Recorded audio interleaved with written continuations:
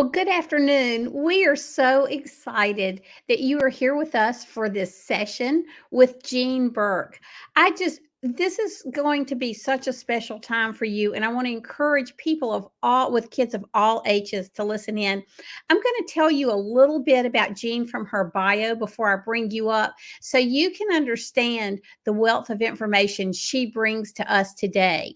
Jean is the author of the award winning College Prep Genius program. She's been featured on numerous television networks, radio shows, and in various magazines.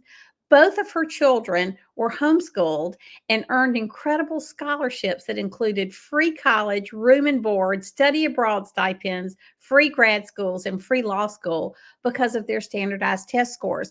But what I want to tell you about that is Jean and her husband were living on one income and they could not afford college. And this is how she figured out how to put her kids through school. Now she is going to share with us all of the tips she's learned along the way. She has taught students all over the world how to ace the SAT, ACT, and PSAT test. Good students, bad students, ADHD students, all kinds of students. So Jean is at our party this year as we focus on preparing our children for possibilities. And I think this is Jean's motivation in everything she does, helping homeschool students reach their potential. So Jean, if you will just come join me in the studio now, that would be great. Hey, Zan, how are you? Oh, I'm good. Thank you so much for being with us today. Well, I wouldn't miss it. Your audience needs to know that I'm actually coming to you from my hotel room here in Alaska. I've got 6 conferences that I'm speaking at.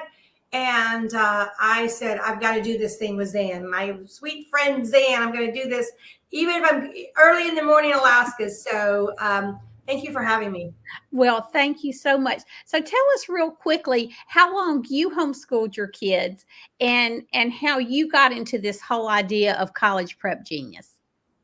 Well, we started from the beginning. Our kids were homeschooled from, kindergarten all the way through. And as you were saying earlier, we didn't have any money. Most homeschools are one income, and there's not a lot of money left over. And so, but my good friend Sandy, one day in her kitchen, mentioned to me that there was free college on a test like a PSAT or an SAT. And I really, that resonated with me because I thought, well, I don't have any money for college. I don't have any money for a prep school.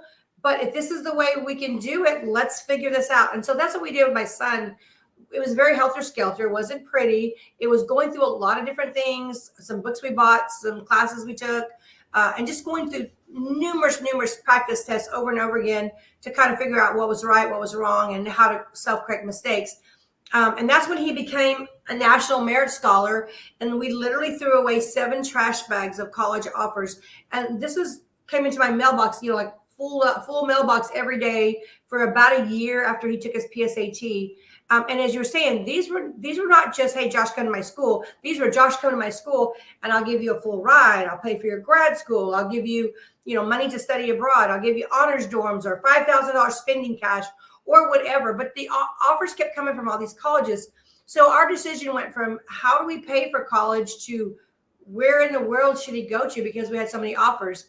Okay, let me stop you right here because I want you to tell us that he wasn't necessarily some brainiac kid who could just do this on his own, but you and he working together sort of broke a code that can help the rest of us. Oh, absolutely. These tests are not about IQ. And even if he was, numerous valedictorians bomb these classes because it's a different skill set that's not being taught. Test taking is completely different. It's what these tests like SATs and ACTs do is they test your critical thinking skills. And so what I think I almost remember that maybe his baseline score when we started out was like a 1040, which is about average. And then his final SAT, he only took 2 SATs because he was already a National Merit Scholar on his PSAT. And then he got like a 1540. And that was, but he missed like 2 or 3 questions on the test. But no, these tests are all about your critical thinking because a 4.0 at one high school is not the same at another. So that's why schools need some kind of numerical component to level the playing field. So I want to stop you just for a minute and just explain to moms and dads why critical thinking is so important. And Jean will be talking about this throughout our conversation about the ACT and SAT. And that's why you're doing your kids such a favor. Just one of the reasons when you use our BJU Press homeschool curriculum, because the focus really is on critical thinking skills. It's so important that we teach our children to think. So do you think, Jean, that homeschoolers are at a disadvantage when it comes to the college admissions process? No, actually, I think the opposite. And I used to think that because I thought, well, we don't have a guidance counselor, how are we going to make it through? But to be totally honest, guidance counselors at most high schools, their job is not to get your child into college, it's to get them out of high school. And so as a homeschooler, we have nothing to do but get informed, because we don't really have that quote unquote counselor. And so, no, we're not at a disadvantage at all. As a matter of fact, colleges love homeschoolers because they find that they are more mature. They have good study habits. It's not like the 13th year to them. And so critical thinking is so important as your curriculum is so necessary for kids, because kids need to be able to be independent thinkers. They're not meant to be these little robots that are passive consumers and to do whatever everybody else tells them to do. And so not only is critical thinking a readiness for a sign of college readiness, but it's a skill in life that we need, because we need to be able to discern the truth from so much that's out there. And I think that comes with those underlying logic skills that you can get in your curriculum. Boy, that's great. So what are the 2 words everyone should know before ever filling out a scholarship application for college? So one of the things that people don't know, a lot of people want to fill out those, McDonald's and Target and Walmart scholarship applications. And to be honest, those are just mainly lotteries, because hundreds of thousands of kids apply for those. But regardless of whatever outside scholarship you're applying for, you have to ask the colleges that your students are considering going to if they do scholarship stacking, which means they take all the outside scholarships and any college money that they're going to give them, and they add them all together. If they do not do scholarship stacking, they do what's called scholarship displacement. And what that means is, let's say your child spent the last few years filling out applications and writing essays and won a bunch of money. Let's say they won $50,000 in scholarship money. But if the school does scholarship displacement, they subtract that $50,000 from any money or any aid that they're going to give them. So they just wasted their time and energy on doing that. So just a really important question to ask. Okay, so let's do a few things. First of all, tell us what the SAT, ACT, and PSAT have to do with college admissions and college scholarships. Well, if you've been watching the news lately, you will notice in the last few weeks, these colleges have all jumped ship on the quote unquote test optional scenario that's been going on, post the COVID era. So the SAT, ACT they're not only logic tests, but they're college entrance tests. And when a college admits a student with a test score, especially a high score, it elevates their rankings. And when their rankings go up, they get more funding. They become a better selective brand, and they can attract students who can pay full sticker price or want to pay full sticker price. They can also attract very talented athletes to fill up their football teams and their basketball teams, because those students only tend to need the very minimum to get in, which causes their rankings to drop because their test scores drop. So now they're out looking for the kids with the high scores to bring them back up again. So these tests are tied directly to how much scholarship money you will get. They determine not only where you get to go to college, but who's going to pay. Okay. All right. So I've got a couple of quick questions to ask you. When should a student take his or her first SAT or ACT? Well, there's no age limit. I've got 6th and 7th graders who do it. The sooner you start, the more time you have to improve. And when you start early, it makes such a difference because you've got time on your side and you can't get time back. And just so people know, you can take copies of former SAT and ACTs. But whenever you start taking the SAT or ACT, you're not penalized for how many times you take it. The SAT will take your highest math and your highest verbal scores. So I think that that's important to know. Why do many seventh graders take the SAT or PSAT? Well, there's a really cool thing called a talent search. Duke Tip was really big, but until when COVID came around, they kind of went, defunct, so to speak. They didn't want to continue on. But there's Johns Hopkins, Rocky Mountain, Northwestern. But a talent search is where your student, your seventh grader, can qualify. And the way you qualify is either through the Stanford, the Iowa, or even a parent can nominate your child. But when you get qualified for a talent search, you take the SAT or ACT in seventh grade, and the score is not high. Believe me, it's not like a 1600. It's either like a 420 math or reading, not both. And students get a big award ceremony. They get their name in the paper. They can be state recognized and start getting scholarship offers in seventh grade. But the most important thing I think about it is, and this can continue on even into high school, but it puts you on the radar of colleges, and it looks so prestigious on your transcript because it shows that your child was focused and mature at a young age. Okay. All right. That's interesting. Let's see. Just give us the basic 411 about, standardized tests, college SATs, ACTs, they are not the end all and be all in your child's education. We've talked about critical thinking skills. Our president today, Steve Dickinson, talked about the importance of a biblical worldview. But if your child is on a college prep track and you need help financially, this can be the thing that really puts different colleges in your financial price bracket. So just tell us, I'm a parent. I know nothing about the SAT and the ACT. I have an eighth grader and I'm thinking my child probably wants to go to college. What do I do, Jean? How do I start getting my child ready? Well, good grades plus good test scores plus flexibility equals free college.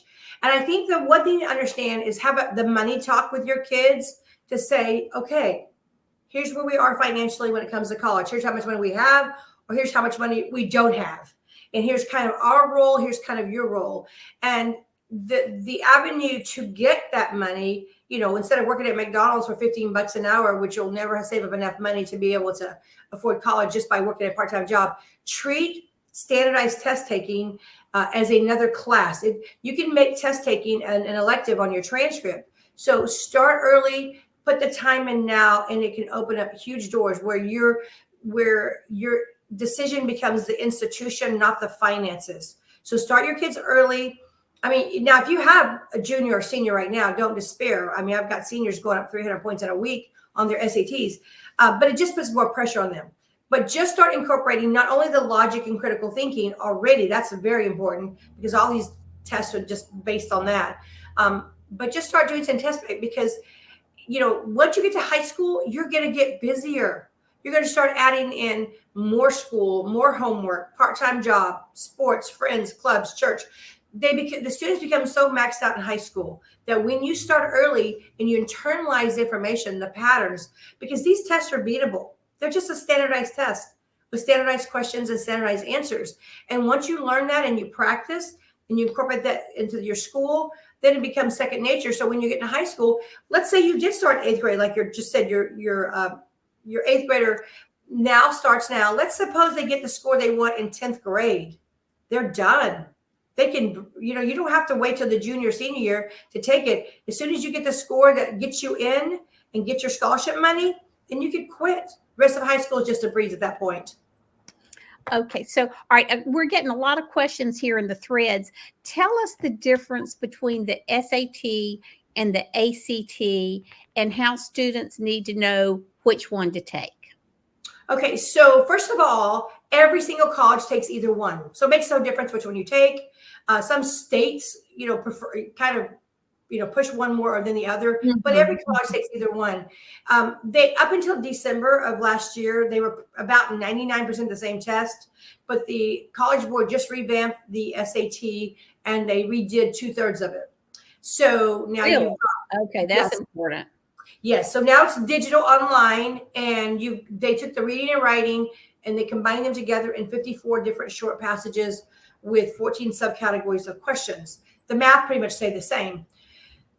ACT has math, reading, science, and grammar. But let me say this, it doesn't matter. You don't have to know one iota of scientific knowledge. It's not about science.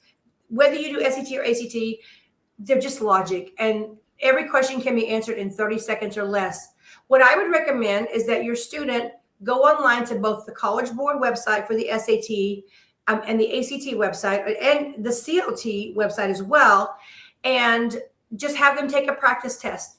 See which one they like better, because every college takes the SAT or ACT, and about 250 colleges right now take the CLT. So just whichever one they get familiar with and then like better.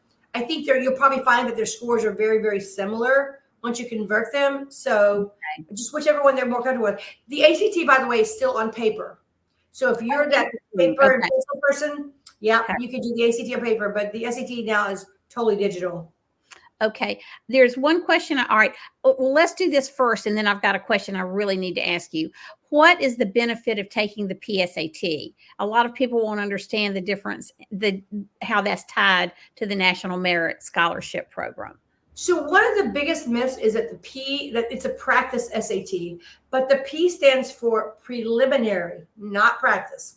And so this is where, when your child takes it as a junior, this is where my son became a National Merit Scholar and started my whole journey of creating a program when we got free college.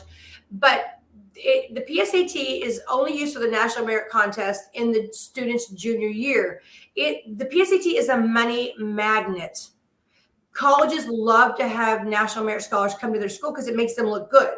That is why they're willing to roll out that red carpet and give you that full ride and full tuition and a monthly check, or all these different kinds of benefits that we were approached with just because of that one test. So that's why you don't want to ever negate that. What year do you have to take the PSAT to be eligible for that? Is there a certain year? Your junior year? Junior, but you can take it in 10th, 9th, 8th just for practice, just to get familiar with it. Okay. But the 11th grade year, the fall of the 11th grade year. Correct. So, Jean, there have been some issues with people finding a place to take the PSAT. Some places are not open to homeschoolers. Not nearly the problem for the SAT as it is the PSAT. So, can you tell a parent out there who has a child who needs to take the PSAT how to find a testing venue? And this is so frustrating because this is what I hear a lot at these conferences. First of all, it's discrimination. And, the College Board says absolutely homeschoolers can take it. But what I find that, and right now, if you have a sophomore, you've got about 7 months to practice. And I would take this like a part-time job and work on it, because you could get hundreds of thousands of dollars scholarships in October. What I would say is, first of all, ask your friends where they took it. You don't have to take it in your district. You can go outside of it. Call around to some of the schools. And another thing you could do is let's say your homeschool co-op or your support group can become a testing site. And if you become a testing site, then you can invite all the other homeschoolers in the area to come take it. So you can find that out basically on the College Board website, how to do that. Okay, that's good to know. Okay, so tell us how an average kid or even a bad test taker can come out and do well on the ACT or SAT. Well, what's so funny is, I teach at a lot of public and private schools and parochial schools, my program, and usually the top 10% of the school are in my classroom, or the valedictorians are in my classroom, because it's not about IQ or how smart you are or what school you go to.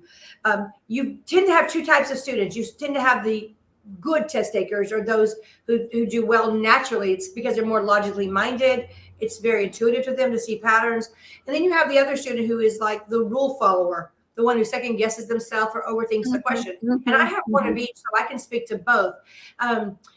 The key for this student, logic is not a personality trait.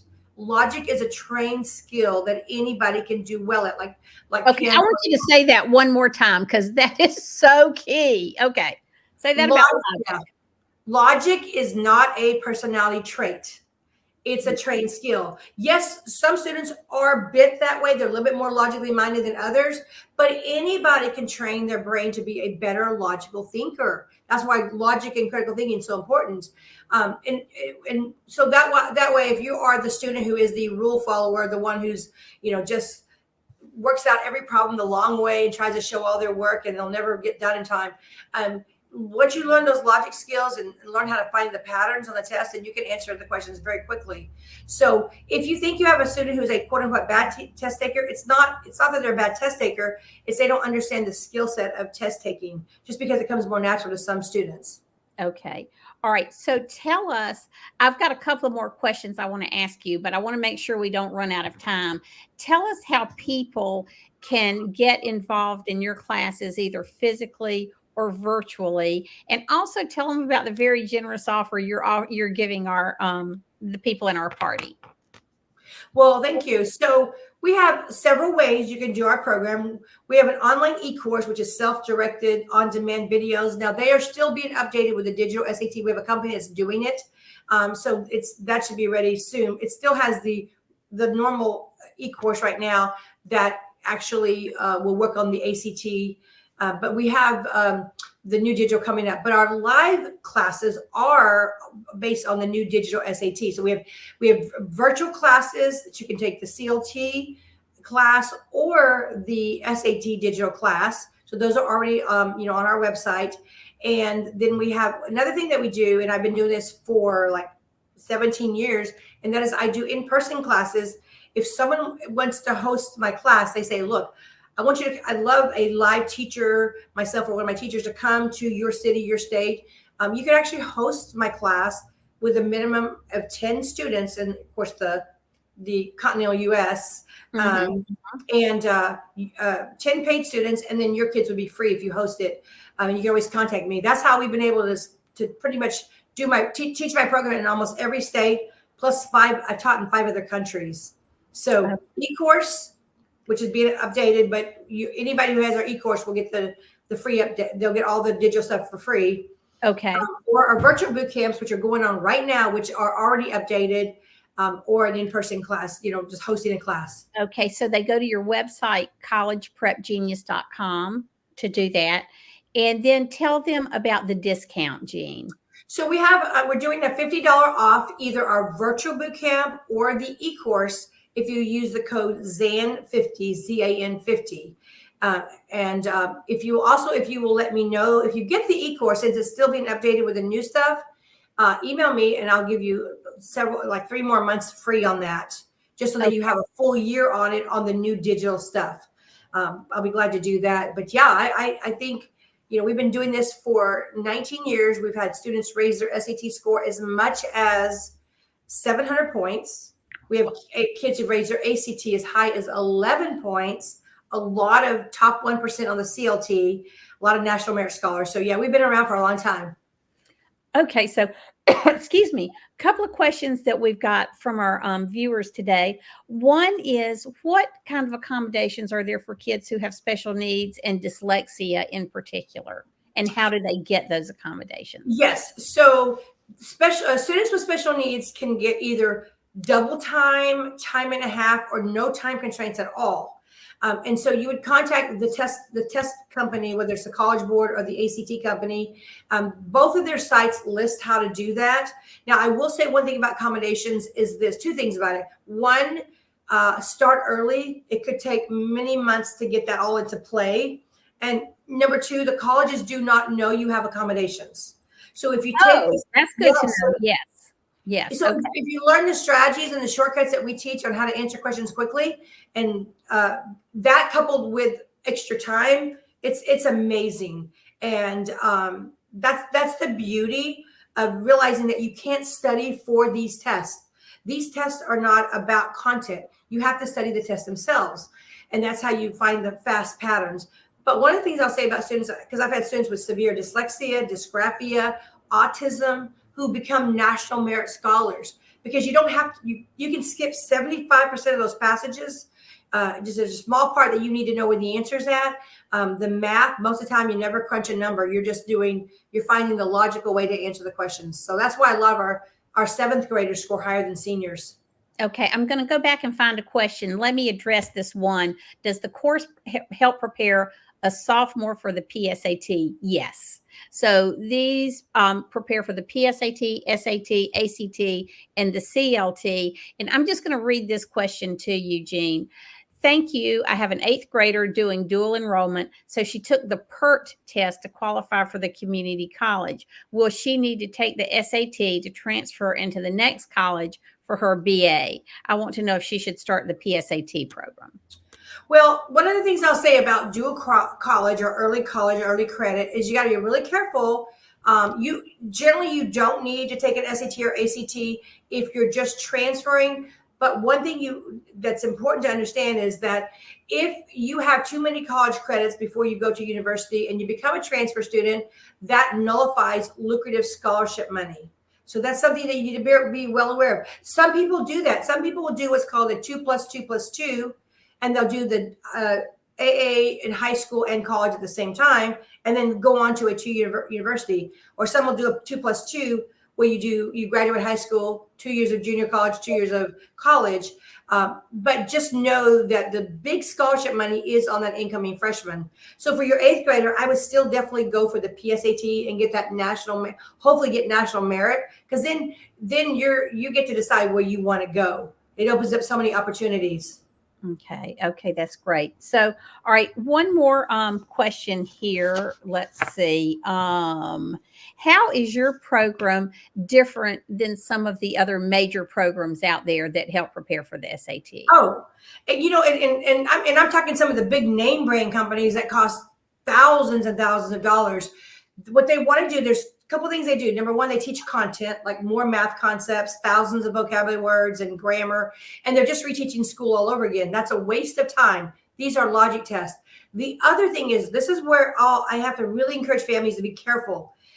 Most companies, even big name companies, they are very unethical. They'll give your child a very hard diagnostic test in the beginning, one that they created, they made up, and most kids will do terrible.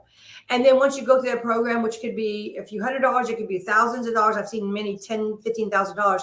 Then in the end, they give them a completely different test that they made up. That's very easy. So it reflects a 200 or 300 point raise on the SAT, or 3 or 4 points on the ACT. And then the students go take the test and their score doesn't change. And what they'll say to the student is, well, you did not practice enough. And mom and dad will say, well, you just didn't practice enough, and all that. They don't let them know that they deceived them, which is, to me, extremely unethical. We have all of our students take a real college board test beforehand as a baseline. And then once they go through the program, they retake the same test again. And that's how our average student goes up about 250 points the first time through the program. Okay. Well, Jean, we've got about 4 or 5 minutes left. Is there anything else you want to share with us? Things parents can be doing today? We've talked about a lot of advice. Is there anything out there you want to say before we close today? Well, knowing what I know now as a homeschooling mom, of course I'm biased, but as a homeschooling mom, I believe that test taking should be a class in every school, because your kids are going to be tested all their life, not just SATs and ACTs and CLTs to get into college and get scholarship money. But if they go on to grad school or law school, med school, they're going to also be tested in the same manner with a logic test, a test that has one objective answer and several distractors. All these test companies do the same thing. And so, we've seen kids have used our strategies not just on SATs and ACTs, CLTs, GREs, LSATs, MCATs, the real estate tests, CPA tests, the ASVAB, the civil service. I can go on and on, because it is a skill that companies use. They all do the same thing. And by having a test taking class in your home, you can not only give your child as elective on their transcript, call it test prep, test skills, college career, anything you want. But it'll it'll help them down in their whole life. Because even if you go into the trades, the kids will be tested on certifications. Or if you become a nurse or an engineer, they're constantly being tested on their critical thinking skills. So that's why using the BJU critical thinking is going to go a long way, even ultimately one day in their career when they're tested. So I definitely would encourage that, just because I know that now. It's not because I have a test prep company. It's just because I get to meet the people, sadly, in life who have done nothing, and they're scrambling and stressed out because they didn't know to start early, or they, kept putting it off, and really they're just kind of like their house is on fire now. They don't know what to do. So when people go to your website, if they have questions, let's say they have a senior and they need to do something fast and they're stressed, will they get someone they can talk to, Jean, or how do they know how to proceed? Well, I definitely talk about crunch time for seniors. I would email me, and I'd be glad to answer any questions they have. If you have a senior right now and you've done zero, it's not like we can walk on water or anything, but we can definitely give you guidance. And one thing too you could think about as a senior is think about a gap year, because a lot of our students will take a gap year after high school and spend that year just raising their SAT score so they can get free college. That's another thought. And by the way, colleges love gap years because they find that they're mature and that they don't have to babysit them, and they come in with more of a clarity of major, and they really like that. Interesting. Okay. Very good. Well, Jean, thank you so much for being here. I just wish I had met you when my kids were in high school. And I mean, they've all done great. I'm not casting any dispersions on that, but I could have done some things that would have made their life easier.